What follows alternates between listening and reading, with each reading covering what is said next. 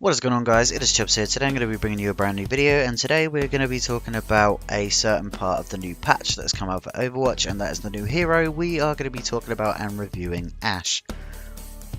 Now, for those of you who don't know anything about Ashe, her name is Elizabeth Caledona. She's a thief and a gang leader. She's based in Arizona, in Deadlock Gorge, which is where Route 66 is. And she is affiliate with the Deadlock Gang. Now, she was born into a wealthy family and surrounded by privilege. Her parents were highly sought after business consultants and coaches for powerful CEOs around the world. Though her parents paid little attention to her, mostly leaving in the care of family's Omnic butler Bob, they ensured that Ashe had every opportunity to succeed, but a chance meeting with the local ruffian named Jesse McCree and an impromptu string of crimes committed together opened her eyes to her true calling. The satisfaction of outwitting her targets and the thrill of getting away with it set her on the outlaw path. Okay, so now you guys have heard a little bit of backstory about her, let's get straight into some gameplay and we can talk about her abilities, her weapons and all that good stuff, all the juicy bits. Okay guys, so first let's talk about Ashe's weapons and abilities and all that sort of good stuff. We'll get right into the nitty gritty of stats and all that sort of thing. Now, her weapon is a semi-automatic rifle called the Viper. It's meant to resemble a single shot weapon of the Western era, kind of like maybe a Winchester rifle or something along those lines, I believe. And like I said, she is a semi-automatic hit scan hero, so she's in the damage category. Her hip fire does 20 to 40 damage, obviously depending on where it hits. She can fire 4 rounds per second in that. There you go. There's just a little thing there. She also has an ammo count of 12 with a reload time of 0.5 seconds of the initial animation with 0.3 seconds per bullet, so it takes 4.25 seconds to fully reload, and you are able to headshot with it. Now, as opposed to her obviously hip firing, as you can see in the video, she can also aim down sight. Now her her single shot hit scan, so her aim down sight damage is anywhere between 42.5 to 85, obviously depending on where you hit. I forgot to mention with the fall off damage. The fall off damage for her semi-automatic fire from the hip is anywhere between 20 and 40 meters, but her fall off range is between 30 to 60 meters with her single shot. It's pinpoint accurate, so if you click on heads, you're gonna hit her in the head. She does move slower while she's aimed down sight as well. At the moment, she currently moves 20% slower than what she would if she was hip firing. She has a rate of fire of 1.4 rounds per second, so it's basically every second you shoot. Reload time is 0.5. Yeah, we've already gone through that, so that's fine. She also has an ability called Dynamite. Now, Dynamite, pretty self-explanatory. You chuck it out and it blows up. Nothing really to talk about there. Right, so initial explosion damage is anywhere between 30 to 75, depending on the area, how close you are, or far away you are to it.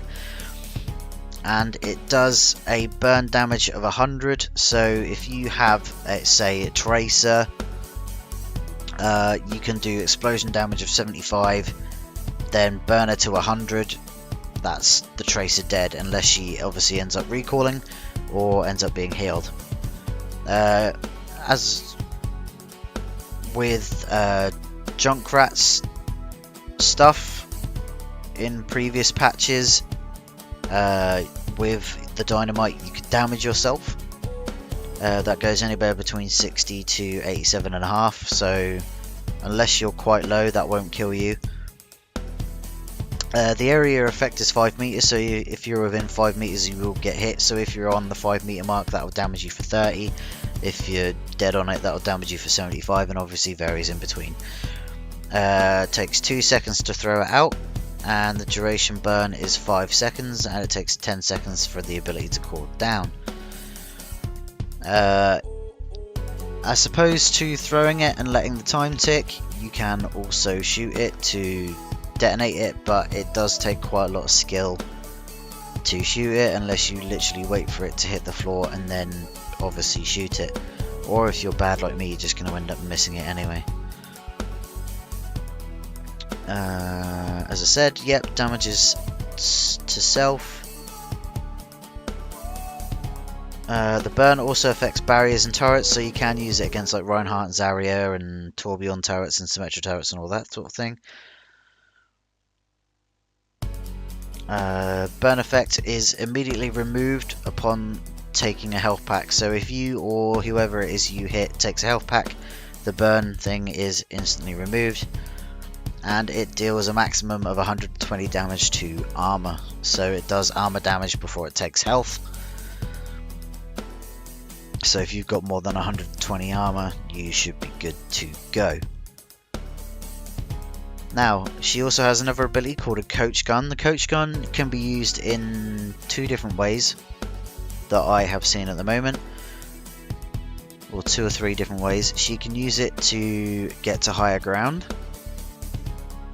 She can use it to blast backwards to get more distance in between her and her enemies, or she can also use it to damage, but haven't really used it much in the damage area, so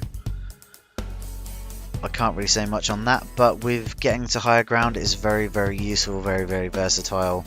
Makes Ashe quite mobile, so it's pretty good for her.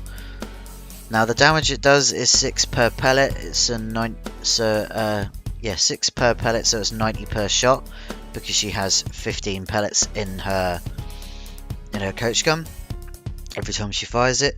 So if you hit every one, you're going to do 90 damage. Only has a maximum of 9 meters horizontal range, and again that is also a cooldown of 10 seconds. Now, here comes the big boy, the ultimate, Bob, which is the big robot butler, or the big Omnic butler, as the initials stand for. Now, you end up throwing Bob out, he charges, he knocks people up, and then he starts, basically turns into a turret and shoots people, as you can see in the gameplay just there. Bob has 1200 HP. Yes, I did say that right, that's 1200 HP. An ultimate has more health than any other hero in the game, except for Hammond, I think, when he has full shields. But he only has full shields if he activates his shield when the whole of the enemy team is near him, but that's a very rare occurrence. But yep, anyways, getting off track, he has 1200 health. He does the charge damage of 120, and the arm cannon that he has does 112 per second, which is 14 per bullet, and does 1092 damage overall. So if he solely focuses a Roadhog, he will die. If he solely focuses a D.Va, she will be knocked out of her mech, and even the D.Va pilot will die.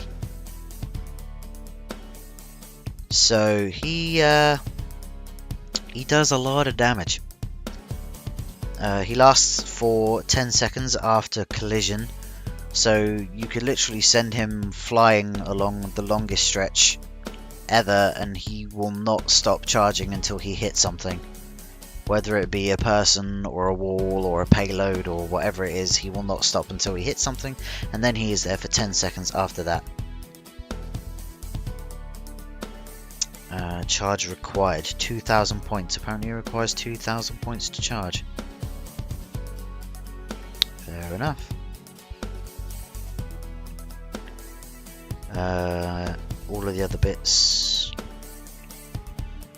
Oh yeah, I forgot to mention these before. There is a lot of things that you can do with Bob. Bob basically acts like another hero on the map, I guess, is the way they put it. Some more details about Ashe and Bob in general, because they do kind of come as a pair, but Bob is obviously the ultimate and he's not another hero. Ashe passively generates 1% ult charge every 4 seconds. The way Bob comes in, he appears in front and slightly to the right of Ashe and charges in the direction Ashe is looking at. Once Bob bumps into an enemy or a wall or travels... Oh no, if he travels more than 65 meters, he'll halt and begin shooting nearby enemies like a turret. If Bob bumps into an enemy, Bob inflicts 120 damage to them and flings them into the air. Yeah, I mentioned that. Bob bumps into Reinhardt's charge, Doomfist, Rocket Punch, Brigitte, Shield Bash, or another Bob. Both of them fall down. Bob can be healed, buffed IG with the Nano Boost, or he can also be hacked by Sombra. If Bob is hacked, Bob becomes inactive for 6 seconds. So really, if you can distract him with one hero for 4 seconds and then hack him, by the time he's done, like, you can hack him for 6 seconds and he's down, doesn't do any damage or anything like that. Bob is treated as an additional player, like I said, with contesting and capturing objectives, and for Wrecking Ball's adaptive shield. So if you end up using Bob and there is a Wrecking Ball, if all of your team and Bob are standing there, then Wrecking Ball will get 7 people's lots of shield, which means I think then he will have the most hit points to get in the game. So need to be aware of that. Damaging and healing does not give ultimate charge, but damage boosting as Mercy does. So there you go. If you want to get some ult charge and you're a Mercy and there's nobody to heal, damage boost Bob. Ashe can still gain ultimate charge while Bob is active, but not by the damage dealt by Bob. So there you go. So if you're using Bob, you can only get ultimate charge while Bob is out, but it would not be by Bob. It will be by whatever damage you end up doing and whatever stuff you end up doing, like capturing points or stopping people from capturing points and all that sort of thing. Now I know I went through quite a lot of detail, I went through into all of the stats and stuff that she deals. Now I want to go into how she ends up feeling, like, you know, what she like to play, you know, is she any fun, that sort of thing. Now in this gameplay I did play in No Limits, because obviously that is when the new hero comes out, they always put No Limits on because it gives everybody a chance to play the new hero, because if you end up trying to do it in quick play, you will get near enough next to no chance of getting her. So yeah, it's quick play, nobody's really doing a lot, and it's basically going to be 6 Ashes against 6 Ashes 99% of the time. But that was the best way to obviously get to her. Obviously when the hype of her dies down, we'll get more of a chance to see what she's like. But overall, she's a really good hero. You know, like I said before, she's badass. The gun feels good. I say the damage feels quite nice. Other than the fact that my aim is absolutely shocking, as I've said in previous Overwatch videos, that I am a silver scrub and can't aim. save my life, which is why I have taken to tanks and healers that don't need to aim, aka Moira, Winston, Reinhardt, you know, those sorts of heroes. But either way, she's still really fun to play. I would say if you're going to use her, the best type of people to use her would be obviously people who enjoy playing hit scan heroes, or are good at playing hit scan heroes. So your McCrees, your soldiers, that sort of thing. She's been known at the moment possibly to be a better Soldier 76. We don't really know yet,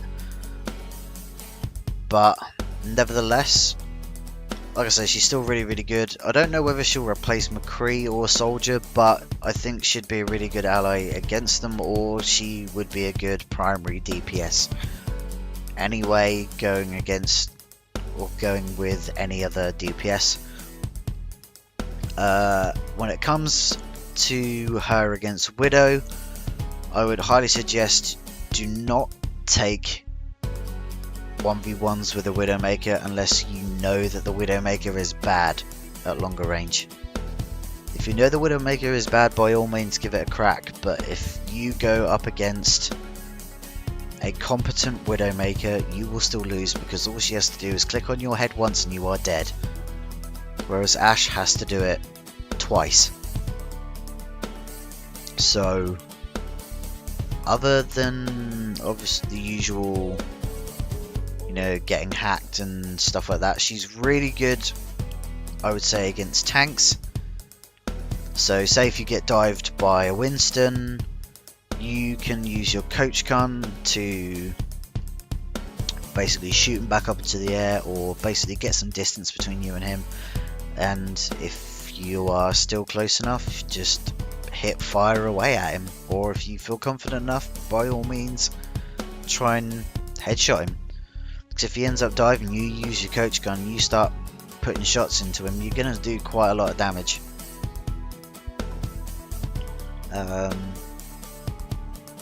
As to where I would use her, I would, like I say, when it comes to the accuracy, I would use her at more longer ranges. Like I say, for you, she's better to be used, like I said, by soldiers, McCrees, widows, those sorts of ones.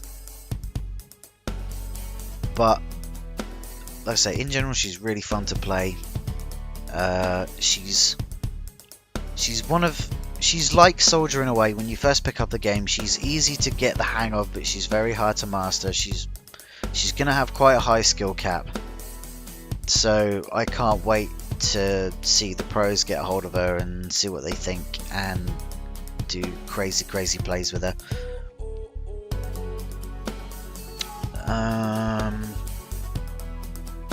As opposed to her damage output, I'd say it feels quite nice. I think it should also be good against Pharahs. I'll say with your McCrees, your soldiers, and your widows, Ashe would be up there to, you know, help take out Pharahs as well. So,